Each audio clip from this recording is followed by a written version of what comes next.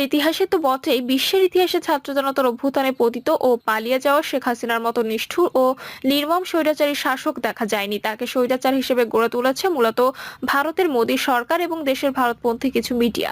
মোদী যেমন উগ্র হিন্দুত্ববাদী, মুসলিম বিদ্বেষী ও কর্তৃত্ববাদী মনোভাবাপন্ন, তেমনি গুজরাটের বুচার বা কসাই হিসেবে পরিচিত। মোদী তার উগ্র সাম্প্রদায়িক ও অপনীতি নিয়ে প্রতিবেশী দেশগুলোতেও ভারতের আধিপত্য বিস্তার করে তার করতলে আনার জন্য মরিয়া হয়ে ওঠেন।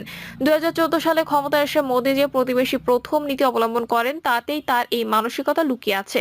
শ্রীলঙ্কা শ্রীলঙ্কা, নেপাল, ভুটান ও মালদ্বীপে তার কর্তৃত্ববাদী মানসিকতার সরকার গঠন ও আধিপত্যবাদ প্রতিষ্ঠার চেষ্টা করেন। তবে বাংলাদেশে পতিত স্বৈরাচারী হাসিনা সরকার ছাড়া সে দেশগুলো মোদীর এই আধিপত্যবাদী মনোভাব প্রত্যাখ্যান করে।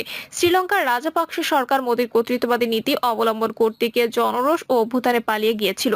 নেপাল, ভুটান, মালদ্বীপ মোদীর কুমতলব বুঝতে পেরে তার কাছ থেকে সরে যায়।